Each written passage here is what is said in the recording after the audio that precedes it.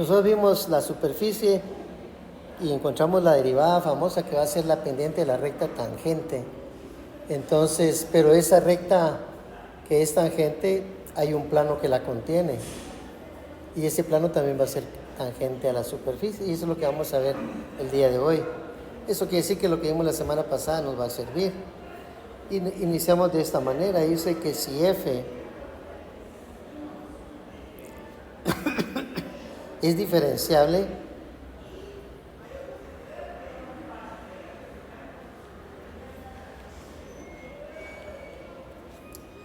digamos en el punto P, cuyas coordenadas son x0, y0 y z0, de la superficie S,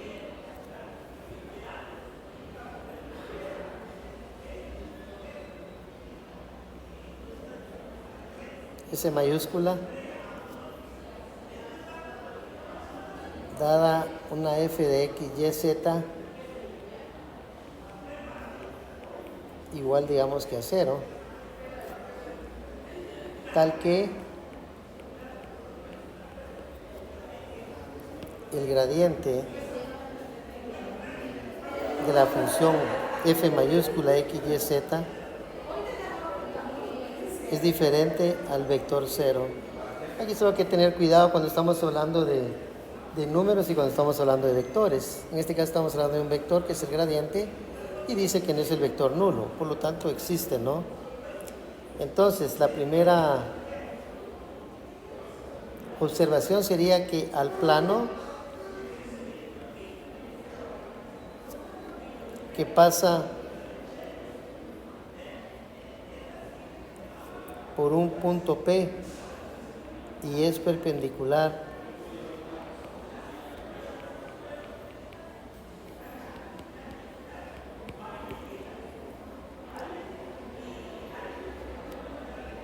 por el punto P y es perpendicular a ese vector gradiente, ya vimos que es diferente de 0,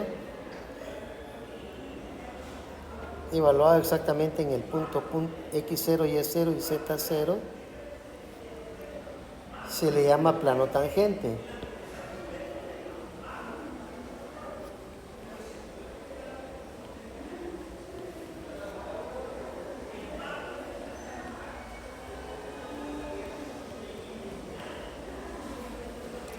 A la superficie, en este caso a S, en ese punto.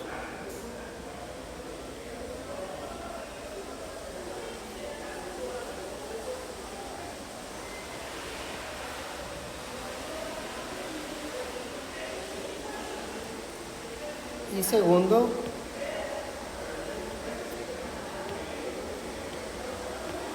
a la recta que pasa por ese punto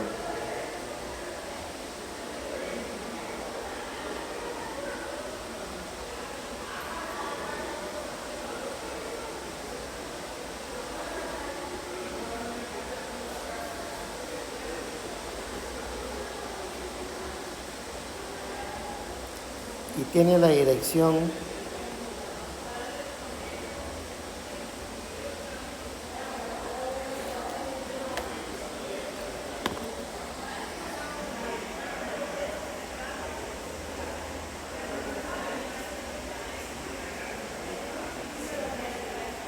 del gradiente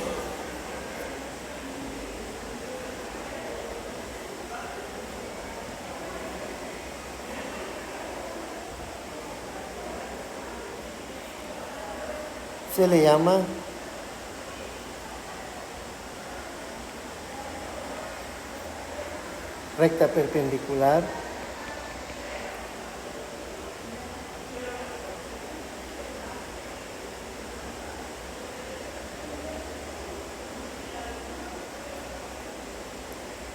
recta perpendicular a S en el punto P, cuyas coordenadas son x0, y0 y z0.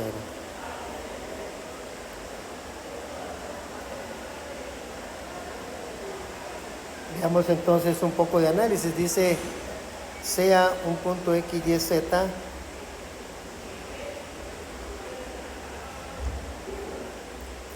un punto arbitrario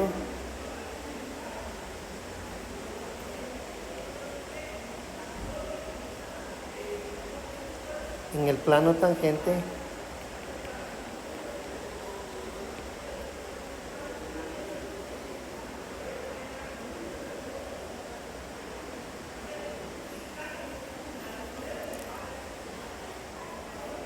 entonces, y un coma y un punto, digamos x0, y0, z0, también del plano tangente,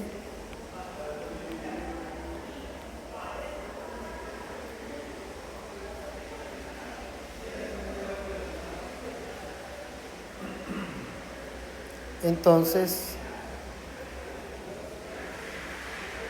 los puntos,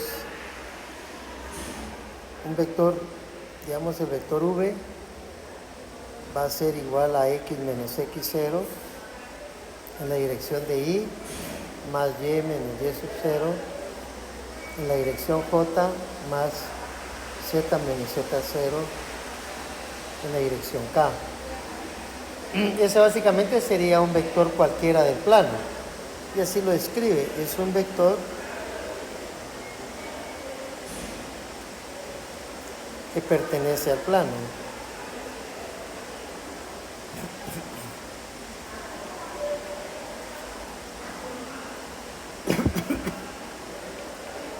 En este caso al plano tangente.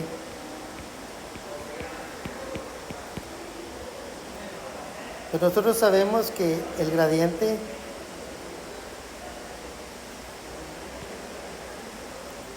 evaluado en el punto específico de la función x0, y0, z0 es perpendicular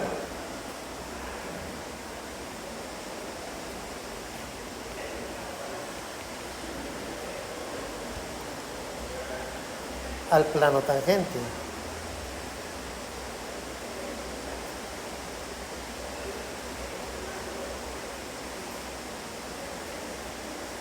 En ese punto.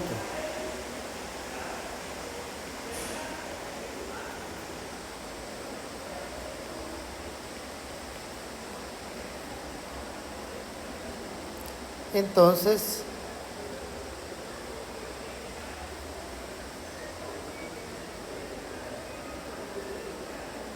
los puntos, el gradiente de la función f evaluada en x0, y0, z0 en producto punto se pone un punto, el vector v que pusimos ahí arriba va a ser igual a 0, pero no 0 vector, sino 0 número. El producto punto de dos vectores ortogonales es igual a 0. Entonces, si nosotros partimos de quién es el gradiente con rojo, el gradiente de fx0 y y0 sería f de x en la dirección y más f de y en la dirección j más f de z en la dirección k. Eso en producto punto por el vector v que lo tenemos allá arriba,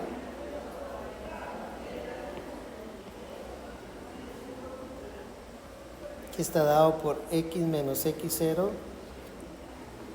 en la dirección y más y menos y0 en la dirección j y más z menos z0 en la dirección k. Entonces ese vector punto, ese producto punto se multiplican las componentes en y, las componentes en j y las componentes en k para ser un producto punto. Por lo tanto, el resultado de esto debiera de ser f de x por x menos x0 más f de y por y menos y sub 0 y por último más fz de z menos z0. Y eso, el resultado debe ser igual al número 0. ¿Ya? Ese es un concepto, si domina vectores desde el punto de vista de álgebra lineal, es una cosa, ahí se mira lo mismo.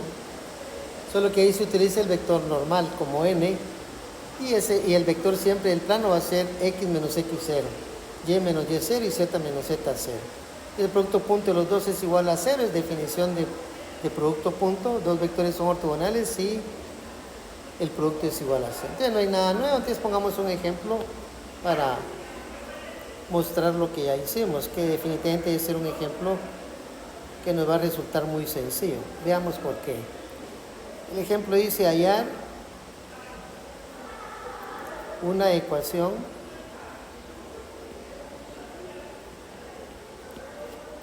del plano tangente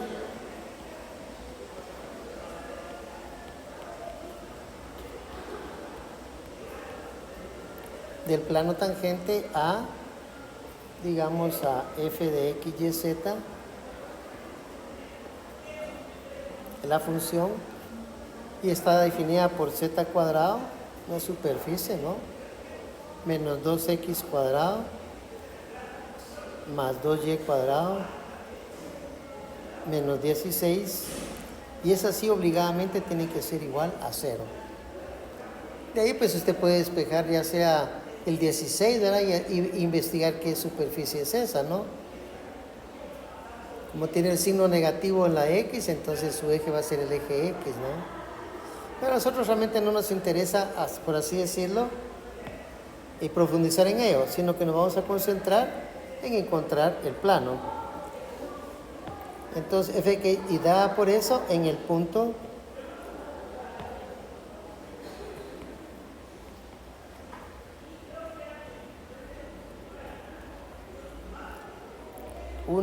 menos 1,4.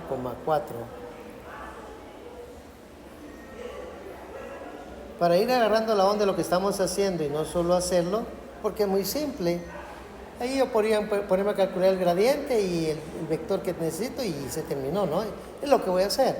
Sin embargo, sí es bueno aclarar algunas cuestiones que también lo hice la semana pasada con respecto al punto. Para mí esto es muy importante, yo insisto mucho, porque a veces los libros, si el objetivo no es el mismo, entonces ellos pueden poner que el punto no pertenezca a la superficie. Y lo que primero que debemos de hacer es si ese punto realmente pertenece a la superficie. Porque si no digamos que está fuera la superficie y el punto está aquí afuera, sí hay un plano que sea tangente, que pase por ese punto y a la superficie. Pero hay que encontrar el punto de tangencia entre la superficie. De ahí lo primero que se hace es una recta. Se agarra una recta y se asume un punto x0, y0, z0 que no conocemos. Y se empieza a trabajar con el concepto de recta. ¿Por qué? Porque ahí puede trazar el vector directriz entre x0 y el punto que le dieron. Y de ahí puede encontrar, digamos, un vector perpendicular a él. Y ya tiene varias cosas que le pueden servir para resolver el problema. En cambio, aquí la cosa va a ser mucho más sencilla porque el punto está exactamente aquí. Entonces, no es necesario encontrar una recta y donde se encuentre el plano. ¿Ah? ¿Para qué encontrar la recta? Ahí tenía que encontrar derivadas direccionales y la grandela se volvería más largo. Entonces la solución yo la plantearía de esta forma.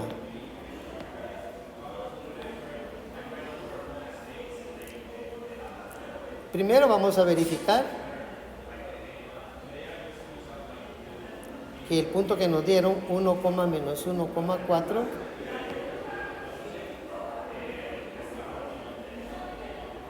yo le pongo este símbolo de pertenencia a la función que nos dieron. Está bien la pertenencia porque es un punto que está dentro de la superficie. Entonces calculo, como z vale 4, pues me queda 4 al cuadrado menos 2 veces x que vale 1, también al cuadrado más 2 veces y, pero la y vale menos 1 al cuadrado. Eso le restamos 16 y el total tiene que ser igual a 0. En el primer caso tendríamos 16 menos 2 más 2 menos 16, y en efecto el lado izquierdo me da 0 y el lado derecho me da 0. Esto lo que garantiza es que el punto, excelente, o sea que el punto 1 menos 1,4 pertenece a la función dada, o sea a la superficie. Entonces eso ya nos va a ahorrar bastante proceso ahorrativo, porque ese punto 1 menos 1 cuarto se va a convertir en nuestra definición como el punto x0, y0 y z0. Como estos puntos, x0, y0 y z0. Porque nosotros habíamos agarrado un vector b, y un vector b es fácil, aquí decía, si x, y, z es un punto arbitrario, sea un punto cualquiera, en el plano tangente, y este es un punto del plano tangente, ya demostramos que el punto pertenece a la superficie. Y al pertenecer a la superficie va a pertenecer al plano tangente también. Entonces ese es el dato que ya contamos acá. Entonces nosotros, al haber hecho ya la sustitución, planteamos nuestro gradiente de la función en términos general. Y después lo vamos a evaluar para el punto que nos dieron. Y esto pues nos tenemos que recordar que es la parcial con respecto a x en la dirección y, más la parcial con respecto a y en la dirección j, y más la parcial con respecto a z, pero en la dirección k. ¿De dónde tenemos que encontrar entonces para empezar f de x? F de x será la derivada de la función con respecto de x, dejando todo constante. Por lo tanto me queda menos 4x. De una forma similar encontraríamos la parcial con respecto de y. Hacemos lo mismo y esto nos daría 4y. Wow. Y por último la parcial con respecto de z, que sería 2z. Como ya tenemos los tres valores, podemos calcular entonces el gradiente. El gradiente de f en términos de x, y y z, o sea, para cualquier punto, sería entonces menos 4x en la dirección de y, más 4y en la dirección de j, y 2z en la dirección k. Pero para nosotros, como vamos a tener que hacer como un vector, nos adelantaríamos mucho a encontrar el gradiente, pero en el punto dado, que es 1 menos 1, 4. Eso se va a convertir en menos 4y menos 4j, sustituyendo x y y por 1 y menos 1, más 8k. Muchos trabajamos los vectores, se nos hace más fácil ponerlo por componentes. Pero esto es indiferente. Puede usarlo de una forma o puede usarlo de la otra forma. Ahora calculemos el vector v. El vector v habíamos dicho que iba a ser x menos x sub 0 en la dirección y, más y menos y sub 0 en la dirección j, más z menos z sub 0 en la dirección k. La x, y z no la vamos a sustituir porque es un punto cualquiera del plano, entonces no sabemos con certeza quién es, no nos interesa tampoco. Pero el vector v nos va a dar entonces, y ahora sí sustituimos, pero el x0 y y0. Esto me quedaría x menos 1 en la dirección y, más y menos menos 1, cuidado ahí con los signos. Y por último, más z menos 4. Que también, normalmente uno también lo puede escribir como x menos 1, primera componente, y más 1 al hacer la operación de signos, y z menos 4 en la tercera componente. Y ahora viene su definición, que es simple, que el gradiente de f para cualquier x, y, z en producto punto, el vector v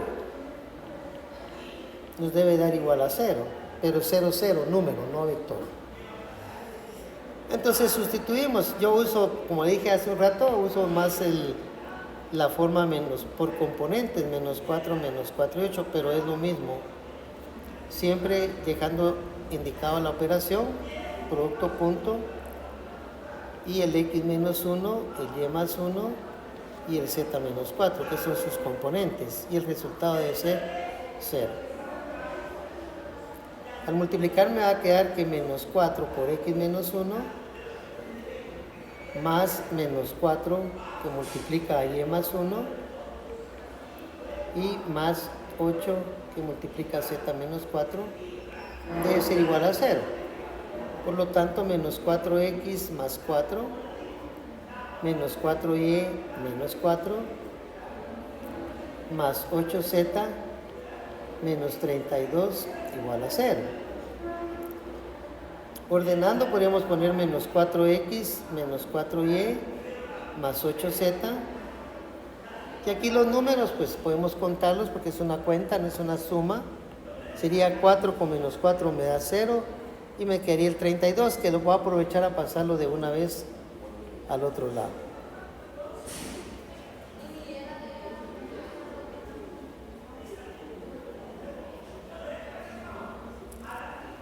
Por supuesto que para ser más rígidos, más estrictos, diríamos que en la ecuación del plano se pone una P así toda rara.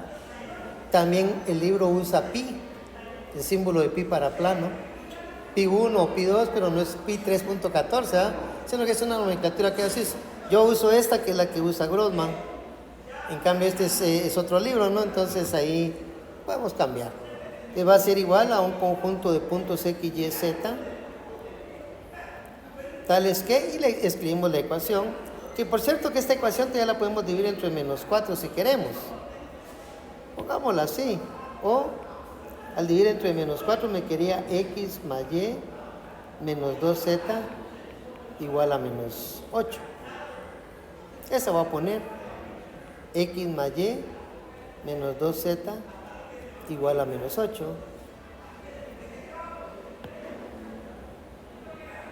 Esta es una forma más categórica para escribirlo.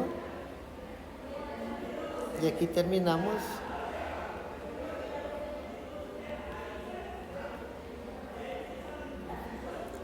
El inciso 13.7, como yo le había advertido que en esta semana mirábamos dos, ¿no? Sería 18.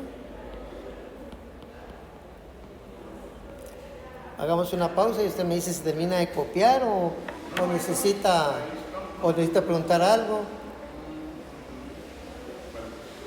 Lo que tal vez sí sería bueno en este mismo ejemplo, para ampliar un poquito, que creo que tenemos buen tiempo, sería cómo se llama encontrar la recta normal. Sí, eso iba a mencionar.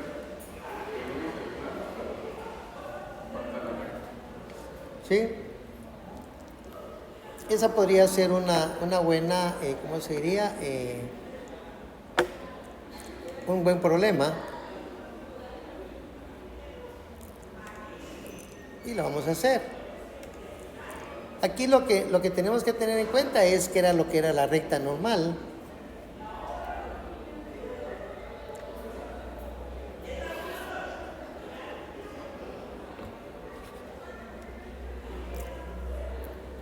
Y solo es de saber un poquito de álgebra lineal porque es pura base del álgebra lineal.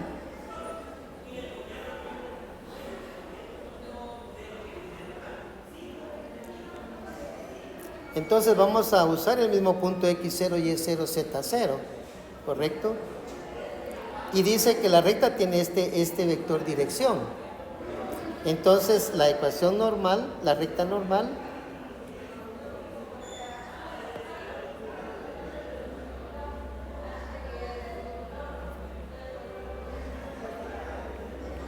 pasa por el punto que nos dieron, que ya se me olvidó porque lo tengo que ver, yo no me lo aprendo de memoria, que era 1 menos 1, 4, ¿cierto? 1 menos 1, 4. Y su vector dirección, normalmente en la recta se usa la letra A como vector dirección. El vector dirección va a ser el gradiente. Porque el gradiente, si aquí está el plano, el gradiente va a ser perpendicular, ¿verdad? Entonces la recta normal, a eso se llama, una recta que va a ser paralela a ese vector. O sea que su vector dirección va a ser ese vector. Entonces el vector va a ser el vector gradiente, que lo habíamos calculado, que era menos 4, menos 4, 8.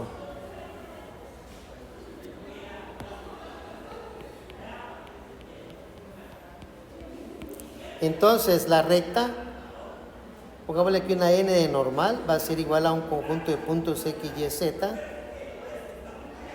tales que va a pasar por el punto 1 menos, bueno, aquí hay que poner que x, y, z va a ser igual a ese punto 1 menos 1, 4, más un escalar, un parámetro t, que multiplica el vector directriz, donde t pues pertenece a los reales, y ahí se terminaría nuestro problema. Aquí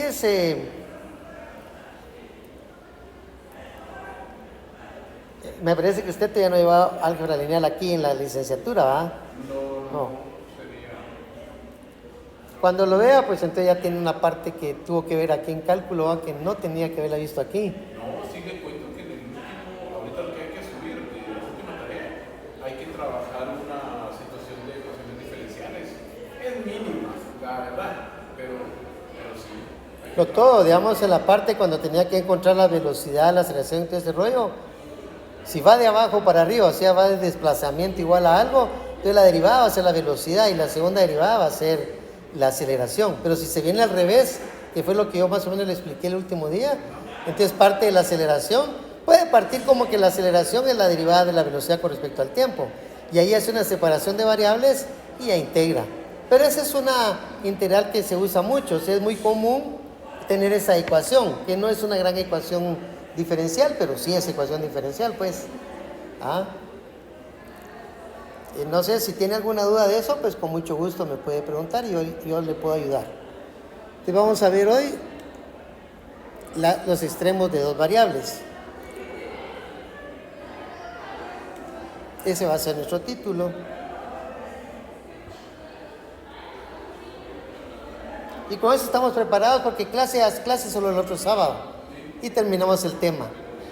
La unidad 13 no pudimos ver la que seguía, que yo sí se las doy en plan diario. Pero es porque aquí no hay tiempo usted. Pero dimos bastante, a pesar de todo, di bastante. Sí. Entonces, extremos de dos variables.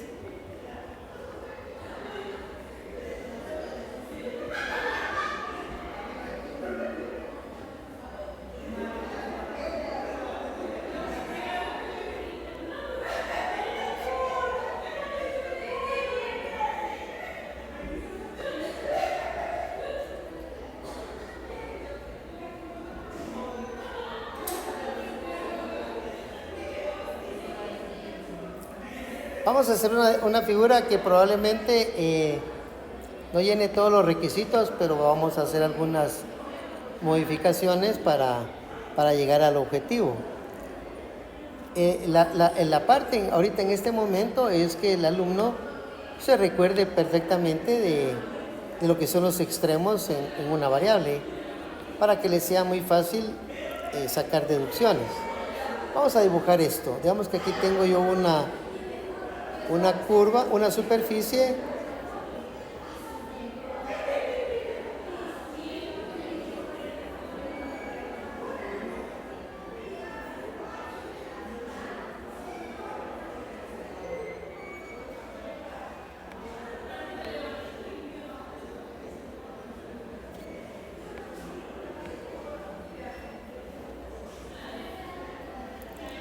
Entonces, para 3 puntos cualesquiera, digamos que aquí tuviéramos, llamémosle punto 1, un punto 2 y un punto 3.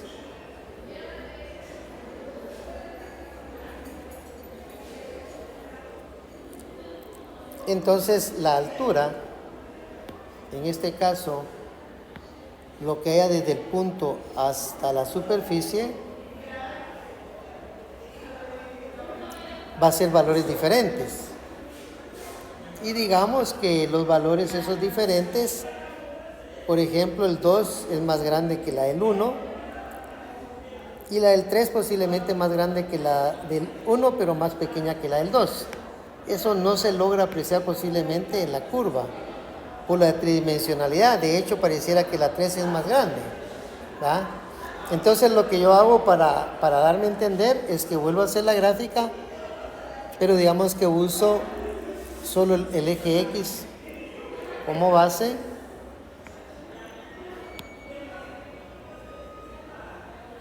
Y el eje Z.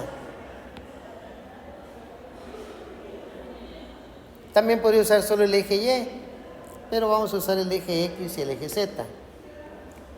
Porque el que me va a dar el valor de un extremo va a ser la Z.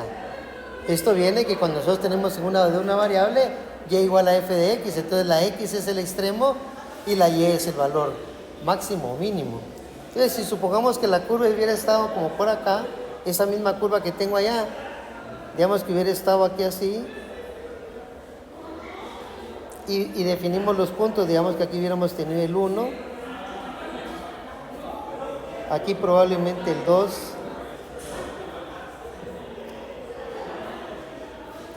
y aquí por último el 3, que era lo que decía, ahí no se nota, allá arriba no se nota bien esto de que 1 es más grande o que 2 es el más grande. En cambio en esta figura sí, porque todos están medidos a partir del eje X. ¿Ya? Entonces la X no me importa cuánto valga en posición. Incluso podemos pensar que ese eje X es el plano XY, ¿ya? Y la otra es la Z. Entonces se ve claramente que esta altura es mayor que las otras dos.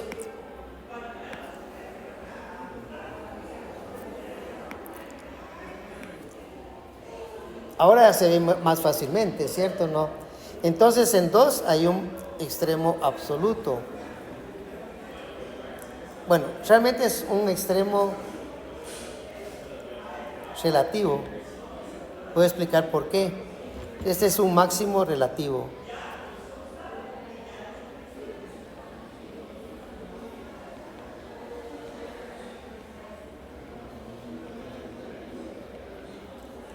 Y este sería el mínimo también relativo. Entonces, hay dos nombres, está el máximo absoluto y el mínimo absoluto también, como estoy comparando yo acá. Lo que sí es cierto es que en la figura se ve fácilmente que la f de 1 es menor que la f de 2. Entonces aquí, por decirlo así, podemos estar analizando una región, porque estamos pensando que es un plano entre los límites de 1 y 3. ¿Ya? Entonces, por eso se llaman relativos. Porque habría que ver cómo sigue la superficie más adelante. No va a ser que se vaya toda para arriba, entonces todo se viene para abajo. Entonces, la palabra relativo se refiere a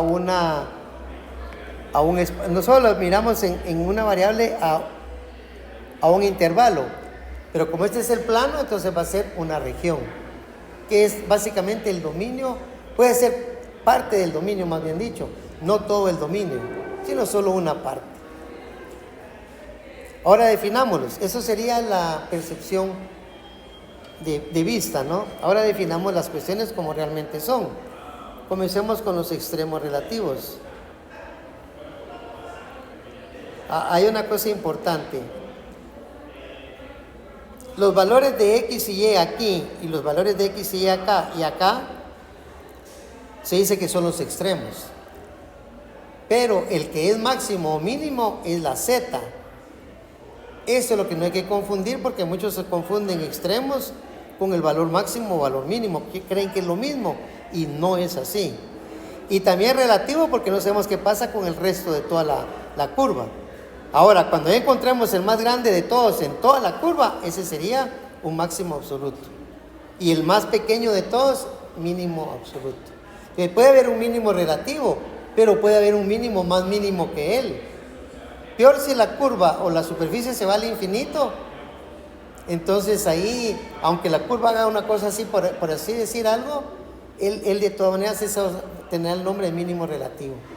No hay mínimo absoluto porque se fue a menos infinito, o lo mismo con los máximos.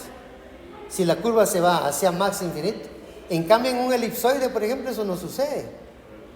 En el elipsoide, si tomamos la parte superior, ahí va a haber solo el mínimo que va a ser 0 y el máximo que va a ser donde esté el eje, ¿no?, de la elipse. No sé si me estoy dando a entender.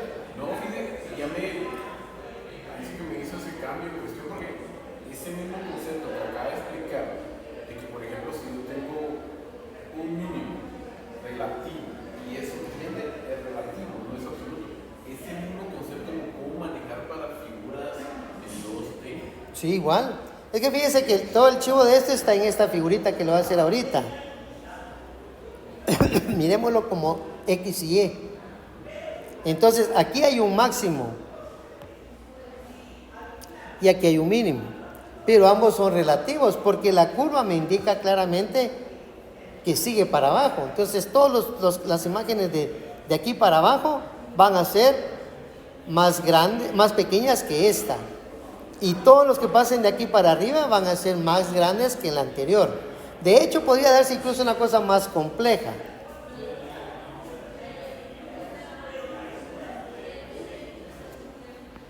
Aquí no puede haber ni máximo ni mínimo absoluto, porque está tendiendo para menos infinito y más infinito. Entonces no podemos hablar de eso, pero sí podemos hablar de relativos.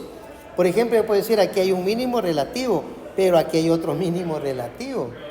Y también puedo hablar de máximos. Este es un máximo relativo y este es un máximo relativo. Entonces, aquí en dos variables sucede lo mismo. Lo único es que el parámetro, en este caso, piensa en planos. Un plano que va a ser tangente a la superficie va a generar básicamente un máximo o un mínimo. Claro, siempre va a quedar definido por la recta tangente. No hay dónde perderse, ¿no? Y lo puede como proyectar en un plano para que solo le queden dos componentes y poderlo analizar más fácilmente. Ahora lo que yo le digo es que como este punto, si estamos pensando en un plano, o sea, si estamos pensando en una superficie, este tiene un XY. Y la altura de él, que sería la Z, sería la distancia de donde está el punto hasta donde toca la curva. Entonces, el extremo está en XY, pero el valor del extremo, o sea, ¿qué es? Es un mínimo relativo y tiene un número. Eso es exactamente el valor de Z. Eso se ve también aquí en la figura que está aquí arriba. Si aquí solo tengo X contrayentes, aquí va a tener la Y, va a ser el valor del máximo o mínimo, y la X va a ser el extremo. Eso es muy importante tenerlo claro. Pero de todas maneras yo se lo voy a tirar la definición para que todavía quedemos más claros. Si tiene alguna duda, siempre pregúnteme. Sí, gracias por ese concepto, porque con esto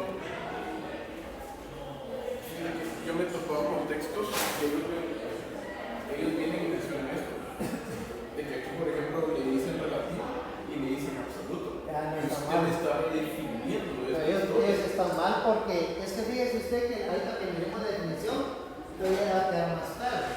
Lo que pasa es que un punto de puede ser un punto de dinero, puede ser un punto de X. Que tiene esta imagen, ¿qué pasa? Esta imagen es más grande que esta. Que si esto representa, digamos, las ganancias de una empresa, usted no va a decir, yo lo más que gané fue esto, mentira. Usted no tuvo esto más.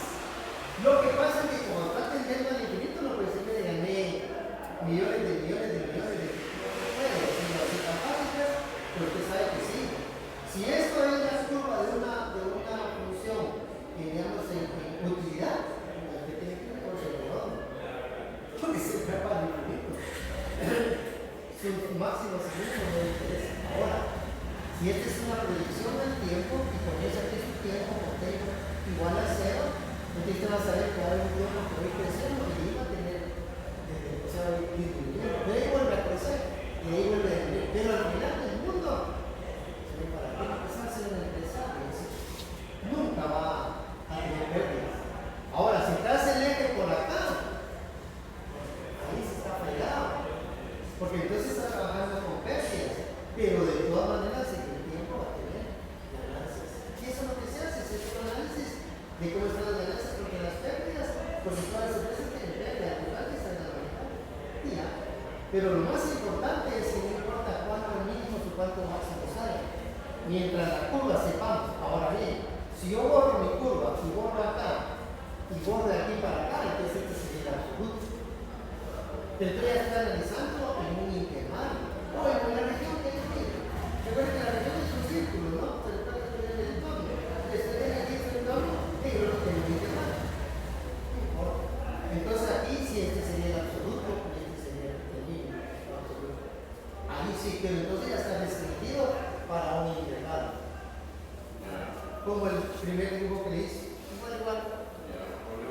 Redefinió todo eso, claro que sí. Sí, y la otra cosa que es importante que confunden es hablar del extremo. El extremo en una variable sería x. El extremo en un ¿cómo se llama? En dos variables es x y y, es un punto. Y la imagen que él tiene en una variable es la y. Pero la imagen que usted tiene en una superficie es la z. Entonces usted lo que va a comparar para ver si le va mejor en las ganancias es la z, si la superficie es como se llama de 3 dimensiones, ¿va? Si no, pues ni modo, será otra cosa. Eso se puede hacer, digamos, en la realidad. Usted puede analizar, por ejemplo,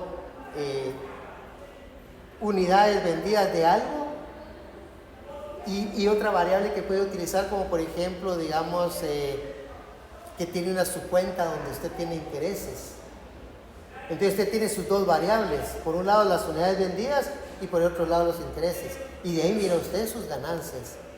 Olvídese, gente que haga eso en la realidad, aquí en Guatemala, nadie. Son pocos, sí, son pocos porque no saben matemáticas.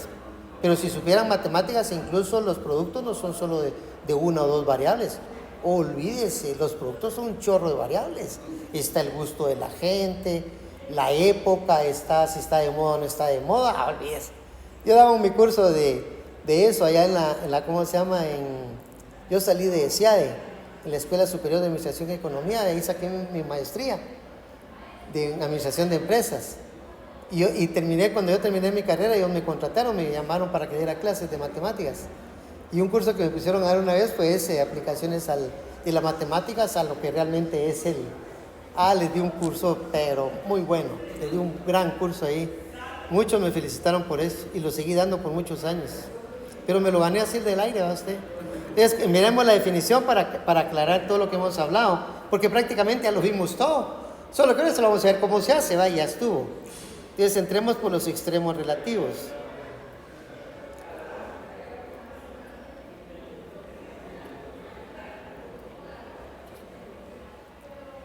Y dice que sea f una función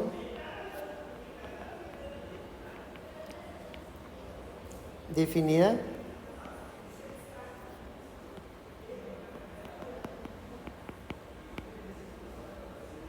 en una región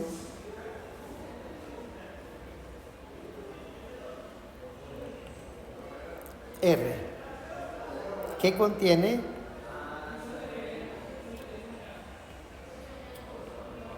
al punto x0, y0. Normalmente ese 0 es porque es un punto que le van a dar, ¿verdad? Entonces, propiedad 1. La función f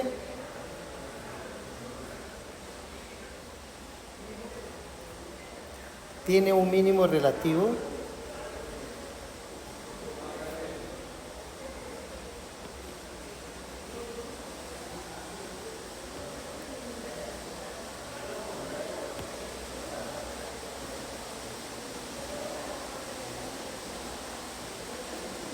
Vea que él comienza con mínimo relativo, pero está bien de acuerdo a lo que nosotros ya le expliqué yo. ¿Por qué?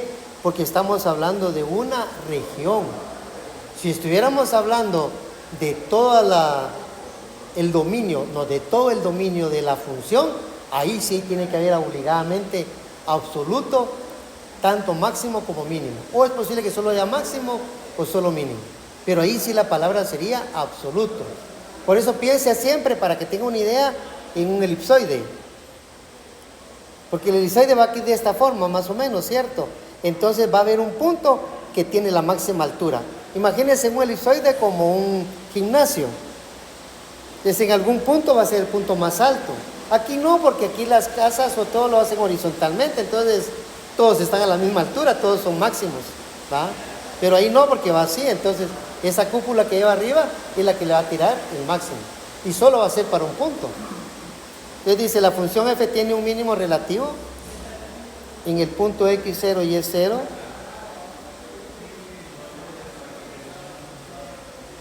¿Sí? Dos puntos.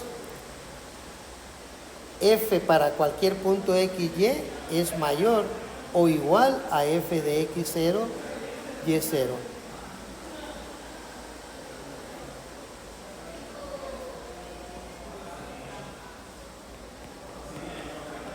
Eso tenemos que evaluarlo para ver qué pasa. En un disco abierto, ahí viene otra vez el concepto que ya lo tocamos, en un disco abierto o entorno, como le pusimos, que contiene a x0 y y0.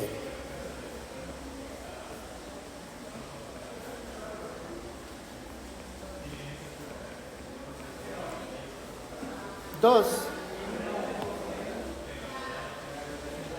la función f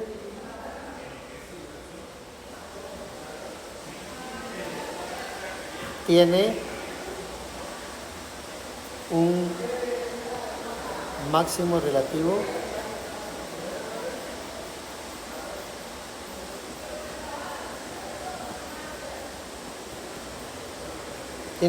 relativo en el punto siempre x0 y y0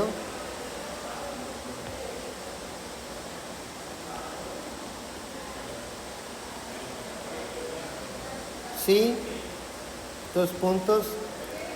Ahora será lo contrario, f de x, y será menor o igual que f de x0 y y0.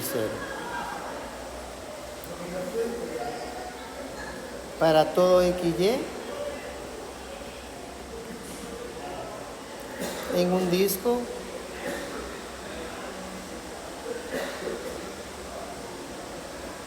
abierto que contiene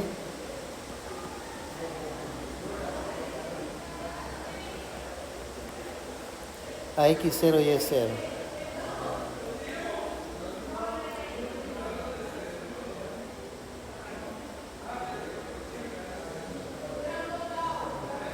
Ahora, esto es la teoría y uno se va formando la idea, pero ni modo, la matemática siempre busca cómo se calcula.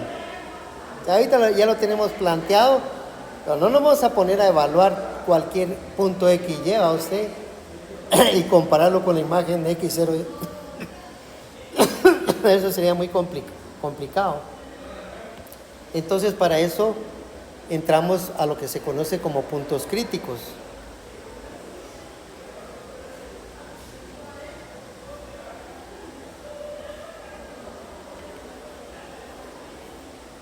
Y la definición está dada más o menos de esta forma. Dice CAF definida en una región R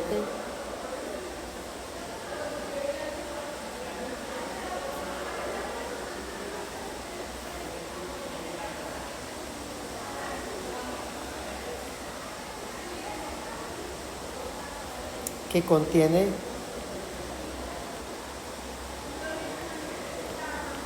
a ese famoso punto x0 y y0,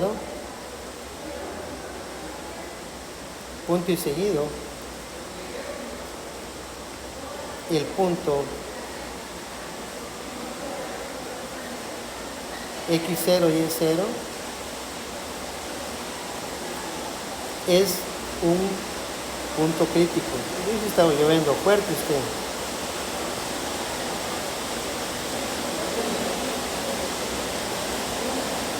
De F.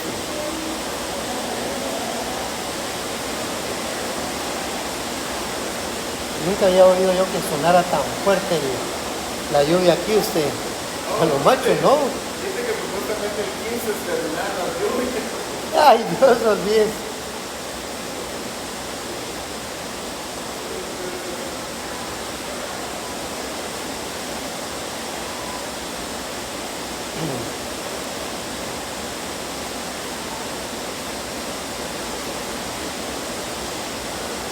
Entonces nos quedamos en que el punto x0 y y0 es un punto crítico de F si se satisface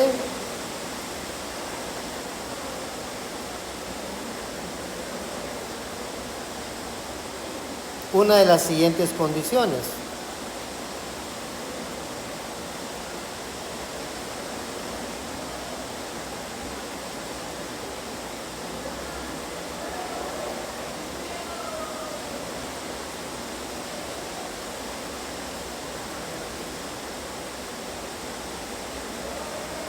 La número 1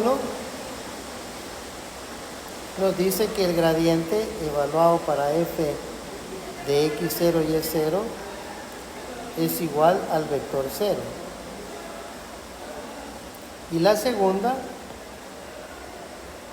es que el gradiente evaluado en f de x0 y y0 no existe. ¿Conoce este símbolo? Invertida. Ok. Esto nos recuerda o nos debiera de recordar que ¿cómo se llama? Que sucede lo mismo en una variable. Porque hay un punto crítico cuando la derivada sea igual a 0, ¿sí? Y sigue habiendo punto crítico cuando la derivada no existe. Entonces las dos cosas se analizan, no es lo mismo acá. Solo que aquí como tenemos el gradiente, porque no hay una derivada más que en forma de vector, ¿no? Porque es en direcciones, ¿se recuerda? Entonces necesitamos compararlo con el vector 0. Y tanta historia que leímos a la cuestión, vamos a ver entonces solo un teorema antes y de ahí ya resolvemos un problema que no va a ser nada del otro mundo. El teorema es para complementar lo que ya vimos. Y dice, los extremos relativos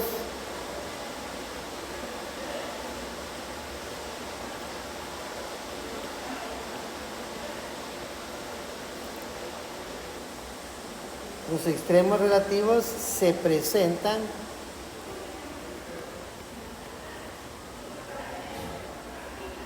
solo en los puntos críticos.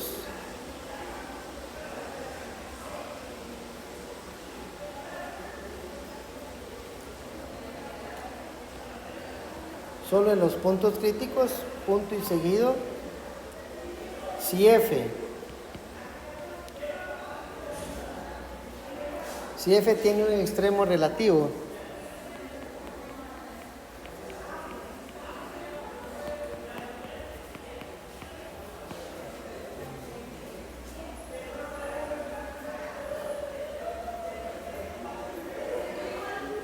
en el punto x0 y y0, en una región abierta R,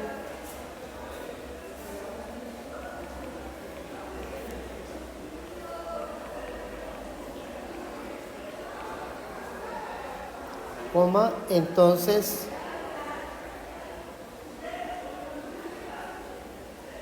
x0 y y0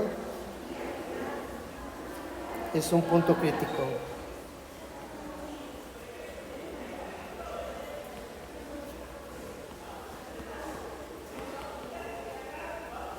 Veamos un ejemplo.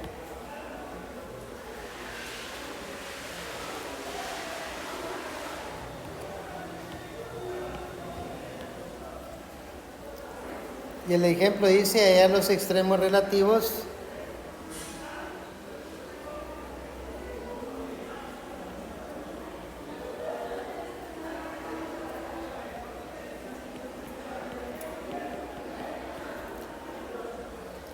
de la función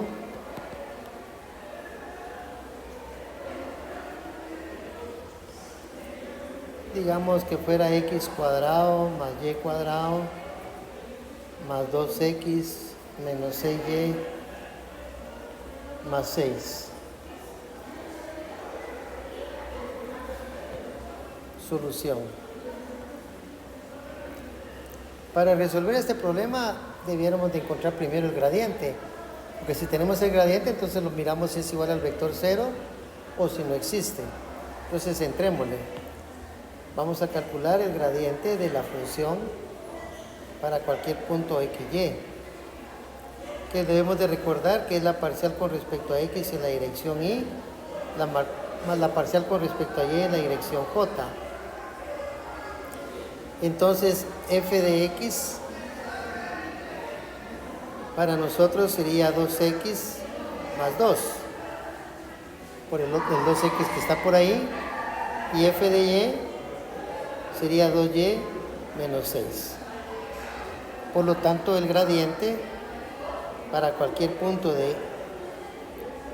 dado por XY va a ser 2X más 2 en la dirección Y más 2Y menos 6 en la dirección J. Entonces ahora nos vamos también lo podemos escribir, como dije hace un buen rato, como 2X más 2, 2Y menos 6. Esa es cuestión de costumbre. Entonces ahora nos vamos al concepto de puntos críticos. Ya tenemos el gradiente. Entonces, ¿quiénes van a ser los puntos críticos? Hay dos opciones. La primera, dijimos que el gradiente de f de XY es igual a 0 vector. Y la segunda, que el gradiente de f de XY no existe. Entonces, de la primera, simplemente igualamos el 2X más 2, y 2Y menos 6, lo igualamos al vector 0. Por lo tanto, vamos a obtener dos ecuaciones. 2X más 2 es igual a 0 o 2Y menos 6 es igual a 0. Estas ecuaciones son muy simples porque nos va a provocar que 2X es igual a menos 2, por lo tanto X es igual a menos 1, o 2Y es igual a 6 y por lo tanto, aquí lo va a hacer aquí, o 2Y es igual a 6 o Y es igual a 3, ¿verdad? Entonces el X0 y es 0, el punto sería menos 1,3. Ese es el punto crítico.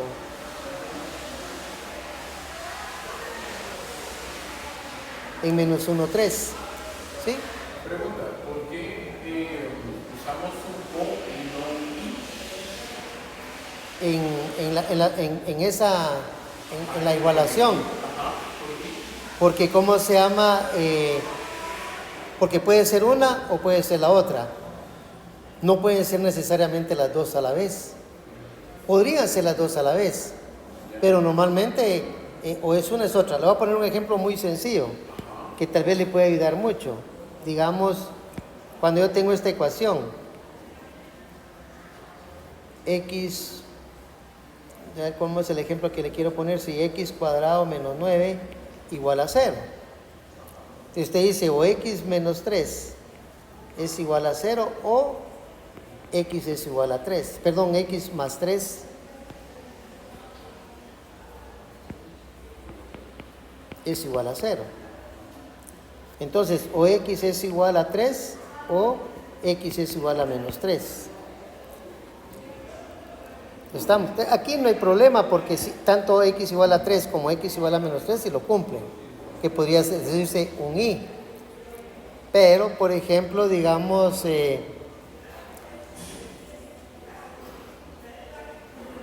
X más 3 al cuadrado igual a 0.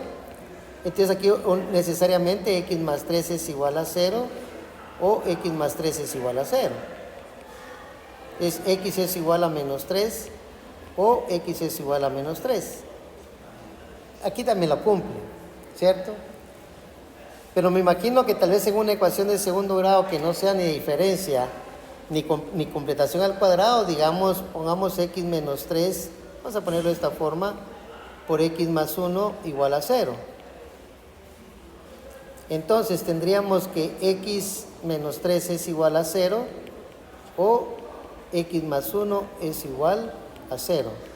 En este caso X es igual a 3 o X es igual a menos 1. ¿Cierto? Entonces también podría ser o 3 o menos 1. Pero no necesitan necesariamente que sean los dos a la vez. Entonces esa característica que no necesariamente tienen que ser los dos a la vez es el O, por su proposición, ¿no? Porque el O con uno de los dos que sea verdadero se cumple. Solo no se cumple si los dos son falsos, ¿verdad? Entonces esa es la razón justificable el por qué es un O. O sea, el I lo que hace es que indica que necesariamente tiene que ser así. Y es posible que sí sea así. En algunos casos sí va a ser así, que los dos se tienen que cumplir. Pero en cambio el O puede ser que uno cumpla y el otro no cumpla. Eso podría ser, ¿verdad? Ok. Porque cuando usted tiene aquí el producto, es cierto que si x es igual a menos 1, este es 0, pero este no es 0. Porque me quedaría menos 1 menos 3, sería menos 4. Entonces, si yo lo condiciono de que sí, o sea, obligadamente, entonces tendría un verdadero contra un falso. Y eso me daría falso, entonces no habría solución. En cambio, si pongo el o, aquí sí cumple en verdadero, aunque aquí no lo cumpla. Estoy hablando solo del menos 1. O puedo hablar solo del 3. Si hablo solo del 3, aquí cumple.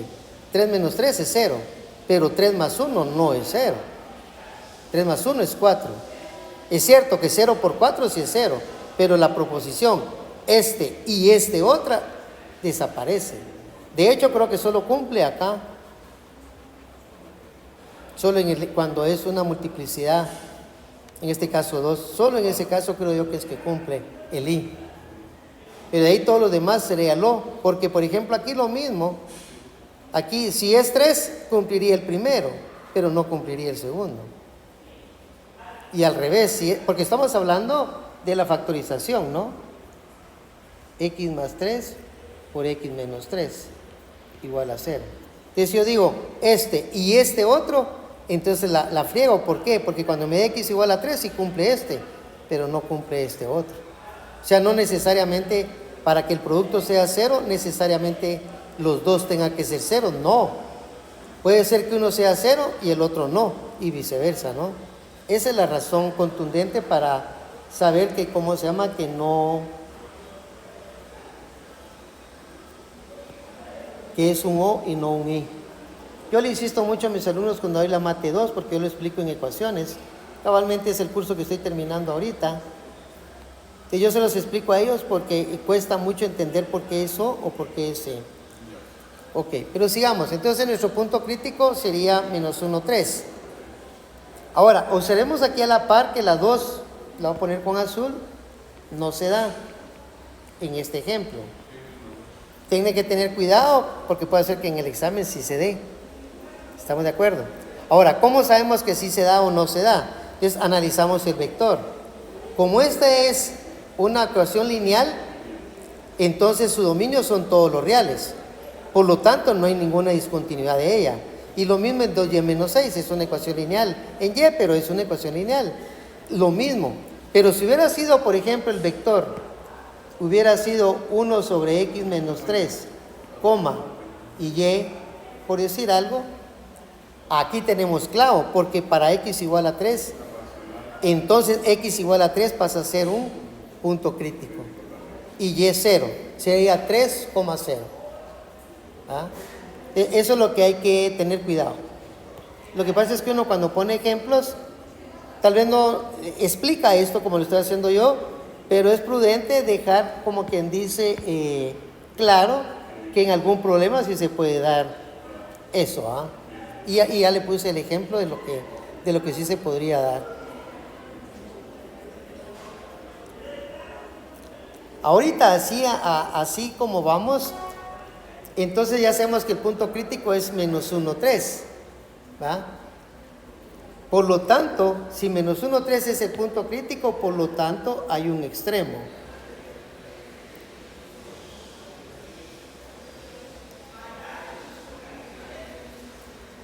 Normalmente el extremo en valor, que es otra cosa, el extremo significa el punto crítico, menos 1, 3.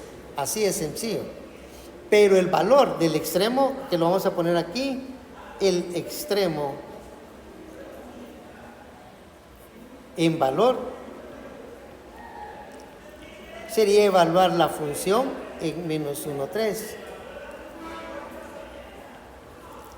La función, me acuerdo cuál era, ax cuadrado más y cuadrado, entonces sería menos 1 al cuadrado más y cuadrado. Me acuerdo que había un 2x, sí, más 2 veces x. Menos 6y más 6, ¿verdad? Entonces menos 6 por 3 más 6. Esto va a ser 1 más 9 más 2 menos 18 más 6. Entonces tendríamos 9 más 6, 15, más 2, 17, más 1, me equivocaría en algo, menos 1 al cuadrado es 1, 3 al cuadrado es 9. Ah, pero aquí es 2 por menos 1. Entonces este es menos 2. Era mucha coincidencia que diera 0. La idea era que no diera 0. Entonces sería 9 más 6, 15, más 1, 17, menos 1, menos 2 sería 9 más 1, 10, menos 2 me quedaría 8, más 6, 14, menos 18 me quedaría menos 4. Por lo tanto, la imagen del punto menos 1, 3, recuérdense que este es z, eso va a ser igual a menos 4.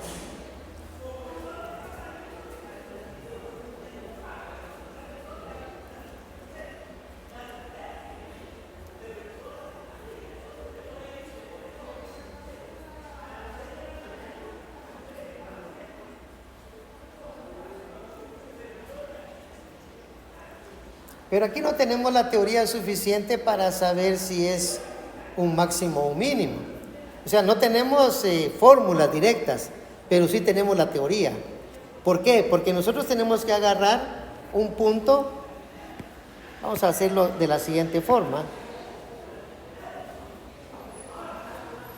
Aquí voy a dibujar el plano XY. Voy a dibujar el punto crítico que es menos 1, 3. Y alrededor de él, ¿qué voy a dibujar? Voy a dibujar un círculo, ¿cierto? Que contenga ese punto. Y vamos a ver qué valores hay por ahí cerca. Voy a dibujar mi círculo con color morado. Voy a hacer un pequeño truco aquí. Ahí está. Pero ahora me lo voy a traer a la figura. Recuérdense que el punto es el punto crítico, que es menos 1, 3. Y ahora necesito elegir un punto cualquiera que esté cercano a él. Hay varios que son muy fáciles de obtener, parece ser. Por ejemplo, este punto de acá. Parece que ese punto, según usted, ¿qué coordenadas tendría? Para la X, menos 1. Supongamos que el radio fue de 1, ¿no? Entonces sería menos 1, 4. Entonces vamos a evaluar f de menos 1, 4. Para compararlo con el del punto crítico, que nos dio menos 4. Entonces f de menos 1, 4 era menos 1 elevado al cuadrado, más 4 elevado al cuadrado, más 2 veces menos 1, más ¿cuántas y eran? 6y, que es 4 más 6 finales. Esto me va a quedar 1 positivo, más 4 al cuadrado es 16, menos 2, más 24, más 6. De 16 más 6 son 22, más 1 sería 23 positivos. Ah, no, más. El 6 es negativo. Ok, ahorita lo corrijo. Pero el menos 6 por 4. Ah, el menos 6 por 4. Ok. El último sí está bien entonces. Sí, es positivo. ¿Sí? Los 6 finales. El final sí. Ok, más 6. Gracias. Gracias por la corrección. Si no hubiera puesto otra cosa y hubiera concluido cosas que no son. Miramos los positivos. 16 más 6 serían 22, más 1 serían 23. Y en el otro tengo menos 26. ¿El total cuánto nos da? Menos 3. Entonces, en este caso, ¿qué es lo que está pasando? Bueno, lo que está pasando es que la imagen de menos 1, 3, ¿cómo es comparado con la imagen de menos 1, 4? ¿Quién es más grande? ¿Menos 4 o menos 3? Menos 3, por lo tanto, esto va a ser menor que menos 1, 4. ¿Cierto o no? Entonces, si son menores, ¿qué decía la definición?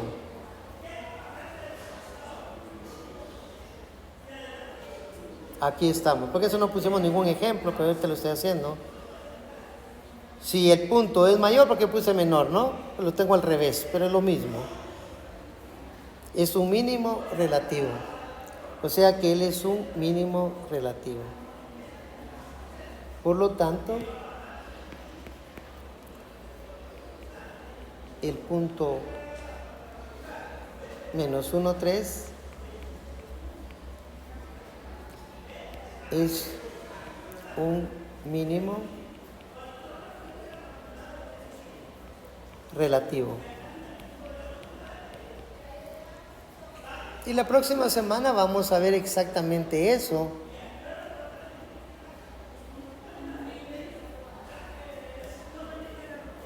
Si no mal recuerdo,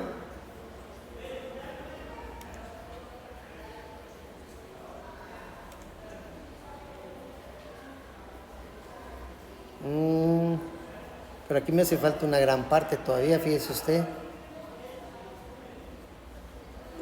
Porque tengo que ver el criterio de la segunda derivada. Y eso creo que lo voy a dar de una vez, quiero revisar.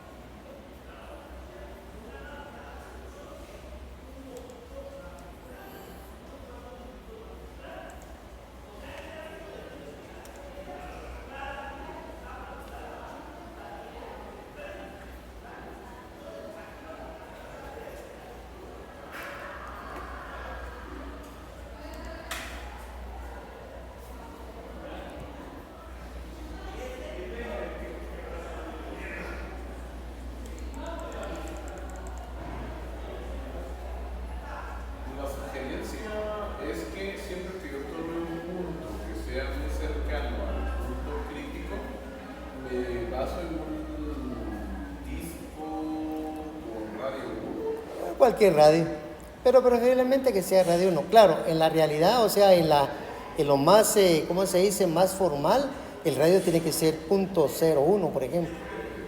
Pero le da una buena, es muy difícil que falle, ¿verdad? De todas maneras, lo que le quiero explicar ahorita sería el criterio de la segunda derivada para encontrar si es un máximo o un mínimo, porque si hay una fórmula, ¿ah?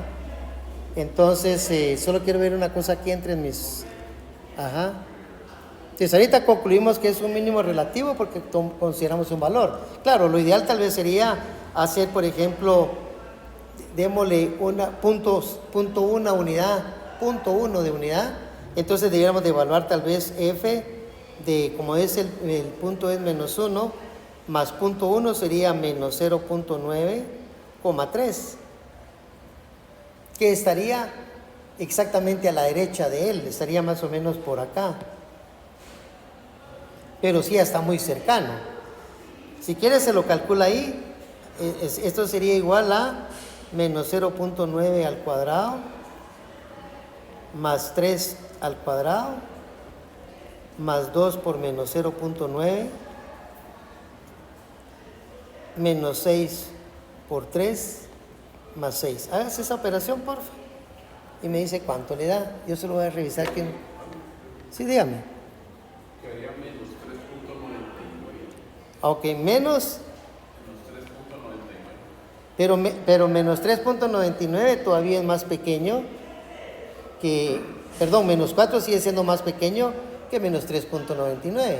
O sea que el haber utilizado el 1 no estaba tan fuera, ¿no? Pero claro, lo mejor es buscar valores muy cercanos al punto. Por eso, recuérdese, cuando vimos los límites, era delta y epsilon, ¿verdad? Epsilon .1, .01 son números adecuados. Con una buena calculadora eso se saca, pero rapidísimo. Solo quiero ver una cosita acá. Ay.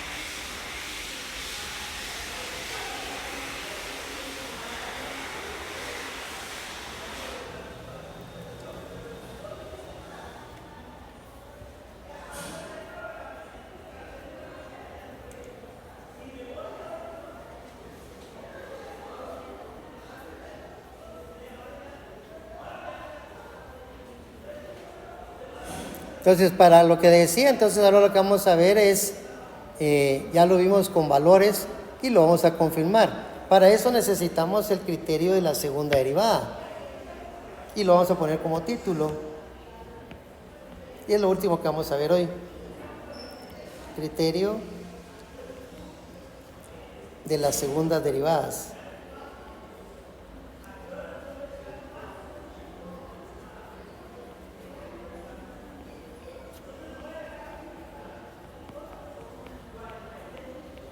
Criterio de las segundas derivadas parciales. Que dice lo siguiente. Sea f una función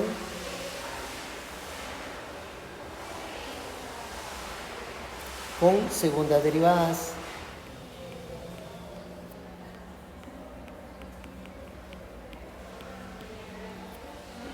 Parciales.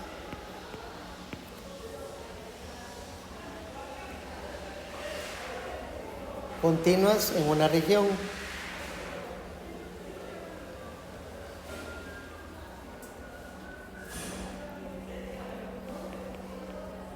Continuas en una región abierta que contiene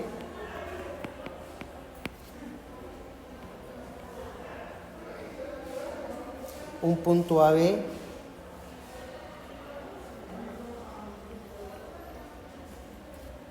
para el cual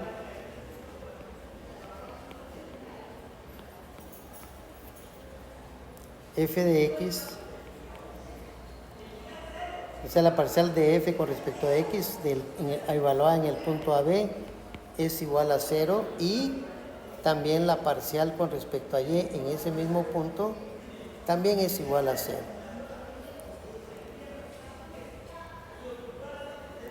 Entonces se calcula un valor de minúscula que dice que es igual. Eso puede ver la demostración en el libro porque es un poquito larga, pero la puede ver si está interesado en su demostración. Entonces la segunda derivada parcial con respecto a x se evalúa en el punto AB por el producto A de la segunda parcial con respecto de y dos veces de AB menos, no es difícil esta fórmula, ahorita que la vea la va a observar.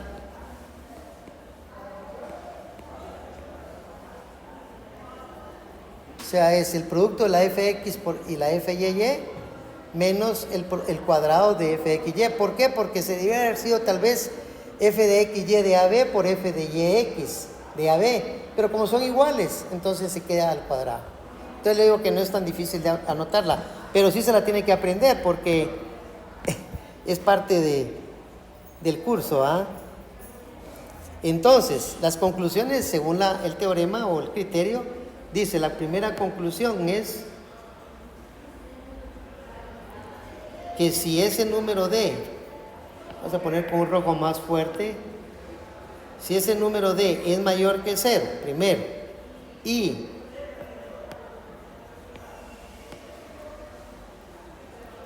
la segunda derivada parcial con respecto a x dos veces también es mayor que 0, entonces tiene un mínimo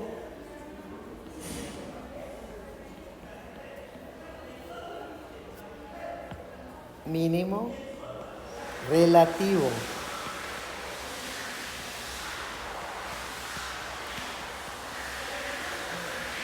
En el punto AB.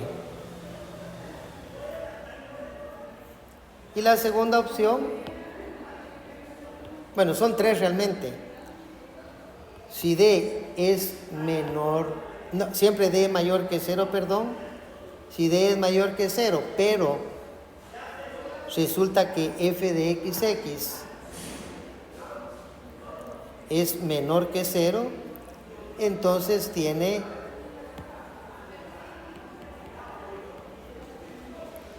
un máximo relativo.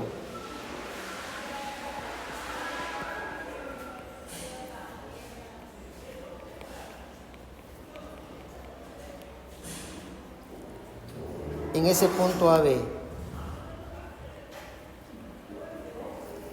La tercera posibilidad es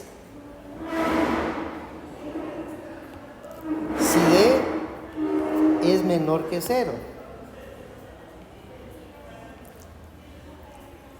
Si D es menor que 0, que es lo contrario del 1 y el 2, ¿sí? Entonces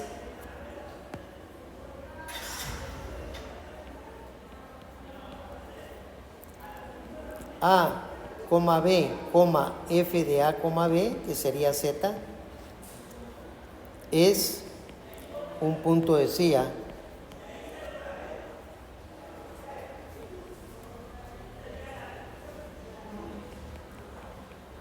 Aquella famosa la CIA de montar, ¿no? También el ejemplo muy, y a mí se me olvidó traerlo, fue, que les dije, fue aquella de las papalinas esas de, es exactamente la CIA de montar, ¿sí? Entonces se llama, es un punto de CIA. Y número 4,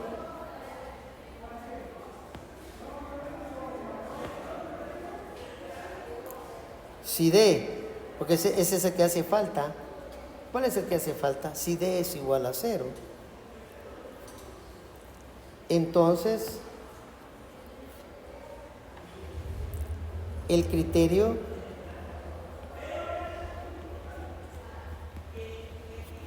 no lleva a ninguna conclusión.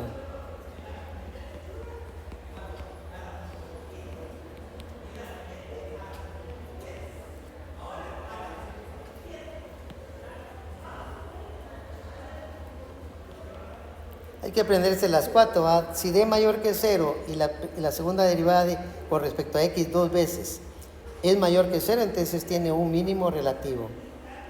Si es al contrario, el f de x es menor que 0, entonces tiene un máximo relativo. Y es un punto de CIA si D es menor que 0, ese es el más fácil que se le queda a uno. Y también si D es igual a 0, no se puede concluir. Entonces, del ejemplo,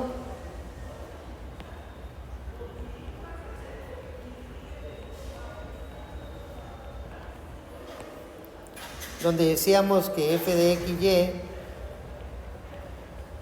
era, me corrige si lo copio mal, x cuadrado más y cuadrado más 2x menos 6y más 6. Habíamos dicho que f con respecto a x era 2x más 2 y f con respecto de y era 2y menos 6. Eso ya lo habíamos dicho, ¿cierto o no? Habíamos dicho que el punto crítico estaba en ¿dónde? En menos 1,3. ¿Seguro, ah? Ok, perfecto. Entonces, vamos a encontrar f de xx. En este caso sería 2. Vamos a encontrar f de y. En ese caso también sería 2. Pura coincidencia, ¿no? Y vamos a encontrar f de xy. F de xy, cualquiera de las dos podemos derivar. O sea, la primera f de x y luego f de y, pero en este caso sería 0 en cualquiera de los dos casos, ¿cierto? Es una manera para que se le quede el d, es la siguiente metodología. Y se hace un determinante, en donde se pone como cabecera f de xx y f de y. Y en la segunda línea pues ponemos f de xy y f de y. No, perdón, aquí me equivoqué, es xy. Aquí es xy. Sí, aquí es donde me equivoqué. F de xx y ahora seguiría f de xy. Abajo seguiría f de xy porque cambió la segunda, entonces ahora sería f de y. Entonces, ese determinante sería f de xx por f de y menos f de xy elevado al cuadrado, por si se le quiere quedar, ¿va? Entonces el famoso d para nuestro ejemplo sería que f de xx en este caso vale 2, f de y también vale 2, menos f de xy que vale 0 elevado al cuadrado. Por lo tanto d es igual a 4 y eso quiere decir que es un número mayor que 0. Pero si d es mayor que 0 está o en la primera o en la segunda. Pero comparemos f de xx. F de xx es positivo.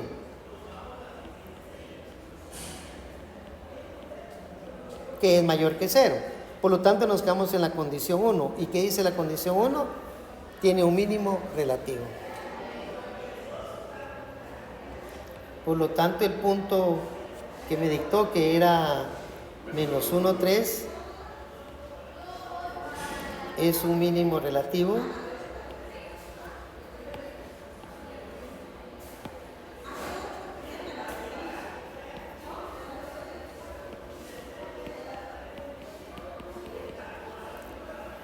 Y su valor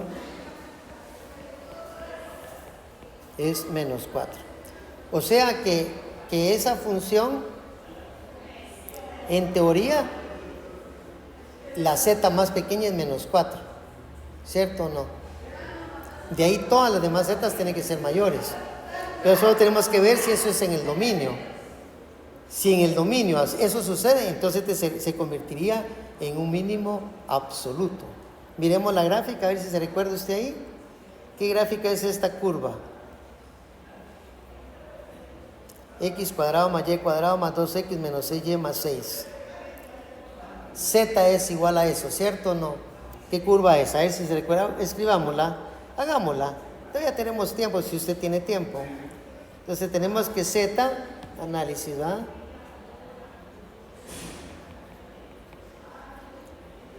Vamos a ponerle con color negro más suave. Entonces tendríamos que Z era igual a X cuadrado más 2X más Y cuadrado menos 6Y era, y luego más 6, ¿verdad?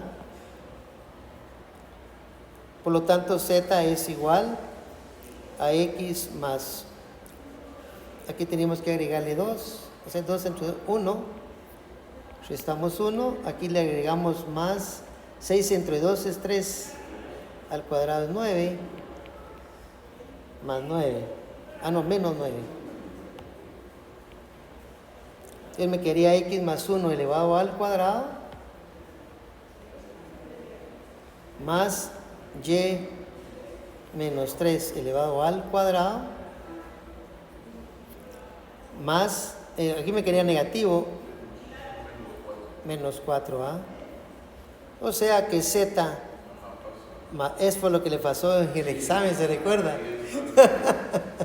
Qué lástima, pero bueno, ha hecho un buen esfuerzo, ¿cierto? Yo que sí, va muy bien. Sí, ahí sí que ya no se le puede olvidar nunca a usted. ¿Ah? Hasta a mí se me quedó también. Entonces, ¿qué figura es esa? ¿Y dónde está su vértice o su punto?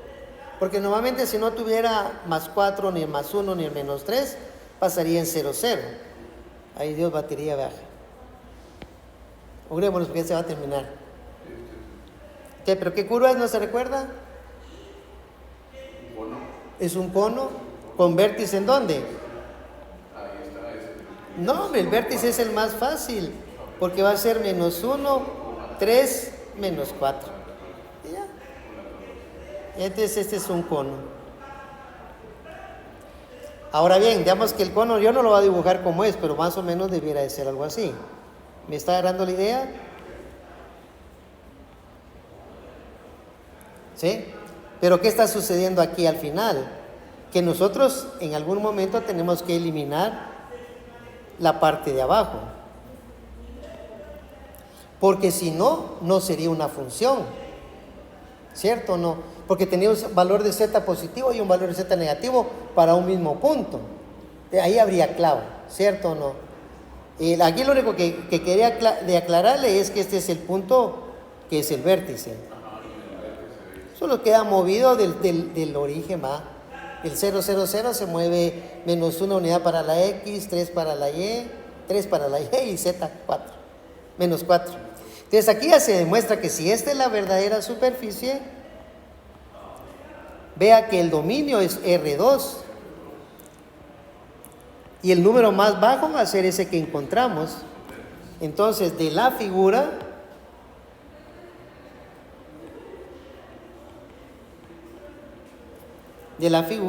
el punto menos 1, 3 es un mínimo absoluto.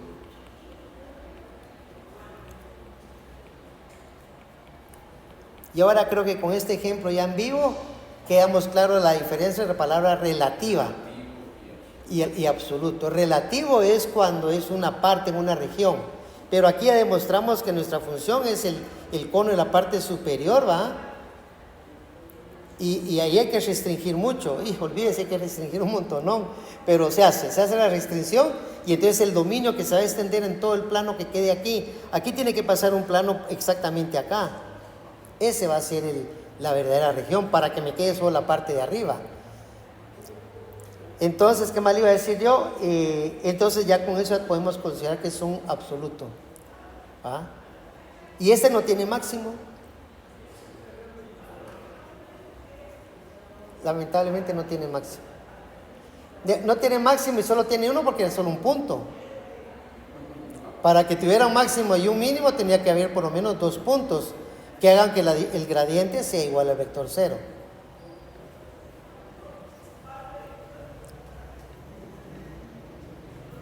Le voy a dejar un problema para que lo resuelva si gusta, porque ya a mí el tiempo... todavía tengo tiempo, voy a tratar de hacerlo de una vez.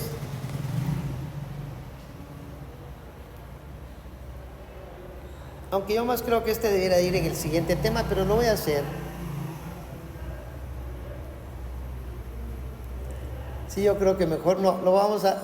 Si quieren lo empezamos, pero este básicamente ya es medio aplicación, porque realmente ahí vamos a ver cuál es realmente la diferencia. Voy a intentar terminarlo, oye. Entonces, el ejemplo dice, el producto de 3 números...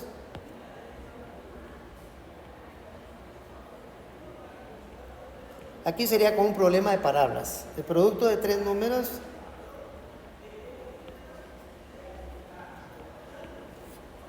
es 27. Coma, hallar los números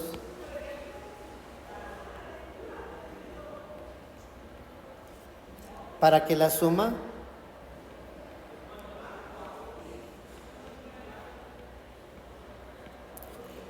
sea mínima.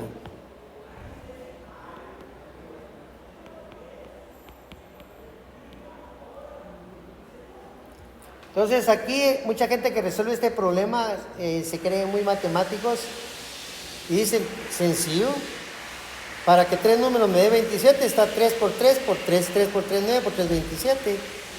Pero en su cerebro no le da qué otros números pueden cumplir eso. Entonces, como solo se encuentran, entonces es 3, 3 y 3. Y en efecto la respuesta es 3. Pero va a haber las matemáticas que se necesita para demostrarlo. ¿Por qué digo yo esto? Porque mucha gente no piensa en esto. Por ejemplo, si yo pienso que un número es 4 y que el otro es 6, ¿cuánto debiera de valer el último? Pues debiera valer 27. Excelente.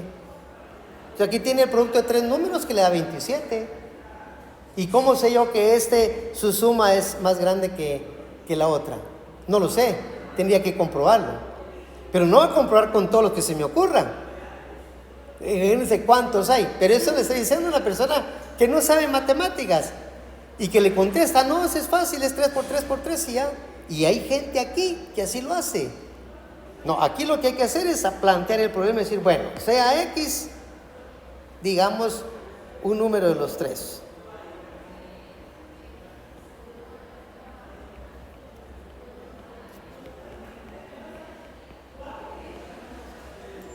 Y va a ser otro número de los 3. Es más, aquí no le dice que los números tienen que ser diferentes. Cuidado, ¿no? Entonces, otro número de los 3.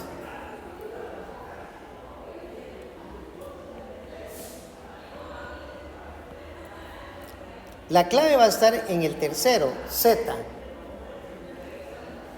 Z va a ser como lo hicimos ahorita con el análisis que usted hizo, cuando le dije 4, 6 y el otro, ¿cómo sería? 27 por el producto de los dos, entonces aquí lo vamos a poner acá. 27 dividido entre X por Y. ¿Ya? Pero también tenemos que la suma, función suma en términos de X, Y y Z, definitivamente sería X más Y más Z. Y a eso le podemos llamar la ecuación número 1, que nos va a servir. ¿verdad? Pero yo, como estamos viendo, nosotros no estamos viendo funciones de 3 variables así, suma de x, y, z. Nosotros estamos viendo solo 2, entonces llevémoslo mejor a 2. Y pongámoslo con color verde tal vez. Es la nueva suma, pero en 2 variables, digamos que solo en x y y, no con z, entonces sería x más y la z la sustituiría por 27 sobre x, y. Y esta va a ser realmente nuestra ecuación. Si quieren le llamamos ecuación 2, pero es más seguro que es la que vamos a trabajar. Entonces la estrategia, por si no termino el problema, la estrategia ¿cuál sería? Bueno, la estrategia no es complicada. Primero, encontrar los puntos críticos. No sé cuántos van a salir. Y segundo, evaluar el valor de D y aplicar el criterio de la segunda derivada.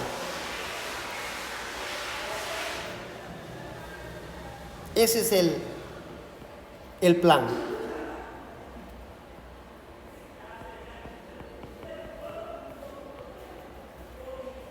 Hallamos los puntos críticos y todo el rollo, ¿no?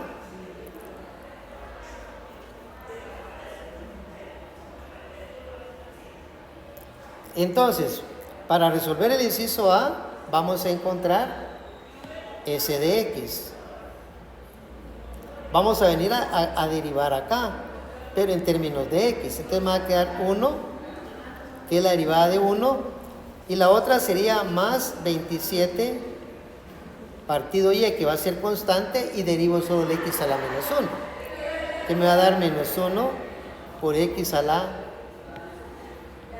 menos 2. ¿Estamos? Y lo mismo vamos a hacer para S de y. Yo creo que lo voy a dejar a media, disculpe, yo se lo voy a terminar en mi casa para que usted lo vea, porque la batería me está pidiendo pelo.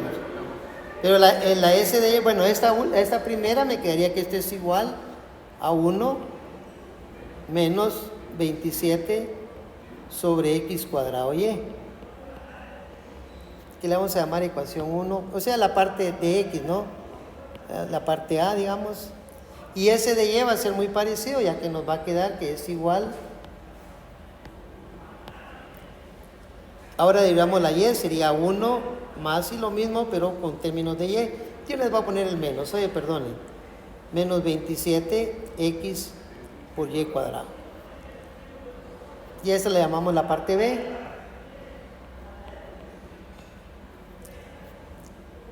Entonces, en la primera tenemos que tener claro que x cuadrado por y tiene que ser diferente de 0. Y en la segunda que x por y cuadrado también debe ser diferente de 0. Eso es de simples ecuaciones, no tiene nada que ver con nuestro curso, pero sí. Entonces, si nosotros hacemos S de x igual a 0, entonces nos quedaría que 1 menos 27 sobre x cuadrado y es igual a 0. O que es lo mismo, 27 sobre x cuadrado por y es igual a 1. ¿Cierto? De la otra ecuación, con S de y igual a 0, entonces nos quedaría 1 menos 27 x por y cuadrado es igual a 0. Por lo tanto, 27 sobre x por y cuadrado también sería igual a 1. ¿Sí? Esta última ecuación podríamos concluir que la x, ¿cuánto vale? Pues la x valdría 27 sobre y cuadrado. ¿Cierto o no? Porque la x pasa a multiplicar y nos queda bien. Y eso lo podemos venir e ingresar en la ecuación de arriba. Por lo tanto nos va a quedar 27 dividido dentro de 27 sobre y cuadrado, pero elevado al cuadrado, multiplicado por y eso nos tiene que dar también 1. Entonces, si hay alguna pregunta ahí. Entonces, al hacer todas las operaciones pertinentes, aquí me quedaría 27 al cuadrado, pero 27 al cuadrado lo podría cancelar entonces con este 27. Ya cancelé el 27, aquí tengo un 1. Y abajo tengo y a la cuarta, por y me quedaría y al cubo. ¿Cierto? Entonces lo pasaría hasta arriba, ¿no? Porque me quedaría y a la cuarta, y sobre y a la cuarta me quedaría y al cubo, pero está dividiendo, pasaría arriba. Por lo tanto, tendríamos y al cubo es igual a 1. Aquí el año pasado me enojé con mis alumnos, porque les digo, bueno, ¿y ahora qué hacemos? Es una ecuación, resuélvala. ¿Y cree usted que alguien pudo hacer esto? Va, se los hice yo. ¿Y ahora? Excelente. Mire, habían como 6 personas, ninguno pudo hacer eso usted. Yo me fui como la grande habla ese día. No, yo no le dije nada, pero yo me hice loco a usted. Pero por adentro, mire, usted iba pero molesto. No puede ser que no puedan factorizar eso, dije yo. Aquí sería más y más 1. Y eso es igual a 0. ¿Por qué es importante esto? Porque primero y va a ser igual a 1. O y cuadrado más y más 1 es igual a 0. Pero este es un binomio al cuadrado que no es factorizable en los reales. En los imaginarios sí lo puedo factorizar. ¿Estamos? Perdone usted, me cometí un error. Aquí me hubiera quedado 27, no me queda 1, porque se me olvidó meter, cuando cancelé el 27, solo el 27, entonces pongámosle aquí el 27 usted. Pero de todas maneras el plan es el mismo, ¿a usted? Menos 27 igual a 0. Y aquí sería y menos 3.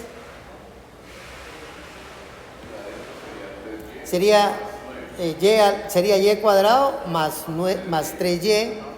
Excelente. Más 3 por y más 9. Igual a 0. Entonces aquí me quería el primero, que y es igual a 3. Y pues y cuadrado lo voy a hacer porque no hay, ya sabemos que no hay número real acá, pero lo vamos a escribir y cuadrado más 3y más 9 igual a 0. Entonces solo nos queda el punto crítico para y igual a menos 3. Perdón, y igual a 3. Pero si y es igual a 3, entonces la x valdría 27 sobre y cuadrado. Por lo tanto, la x vale también 3. ¿Cierto o no? Es correcto.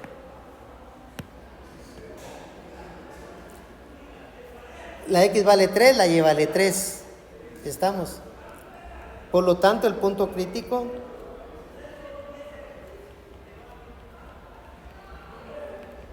está en 3,3. Y ahora encontramos s de xx, o sea, la segunda derivada parcial.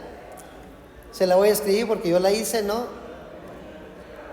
Y me quedó 54 sobre x cubo por y. Esto lo puede hacer usted perfectamente. Eso es solo la señal de que se terminó. 5 minutos me quedan. Sxx me da 54 sobre eso, que al evaluarlo me dio igual a 2/3. Ahí usted revisa los resultados allá en su casa, y el SYY me quedó que es igual a 54 sobre x por y cubo. Excelente. Y eso en números ya le sustituir, también me dio 2/3. También me da 2/3. Entonces, y el SXY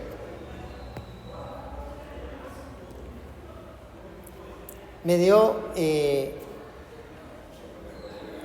27, primero el valor 27 en función x cuadrado y cuadrado, y en términos de x y y me quedó que s de xy es 1/3. Entonces calculemos d. D dijimos que iba a ser s de xx por s de y. Entonces sería 2/3 por 2/3. ¿Cierto o no? Menos 1/3 al cuadrado. Entonces nos va a quedar que d va a ser igual a 4/9 menos 1/9. Eso en números sería 3/9, y por lo tanto esto es igual a 1/3, y por lo tanto es mayor que 0. Y ahora solo tengo que ver cómo es S de XY, ¿cierto o no? No, S de XX, que es también mayor que 0. Entonces volvemos a estar en la primera condición. Por lo tanto, el punto 3,3 es un mínimo. Ahí habría que hacer la gráfica y ver cómo es la curva, ¿no? La superficie en sí. Y ahí a concluir si es relativo o absoluto. Por el momento es un mínimo relativo. ¿Estamos ahí?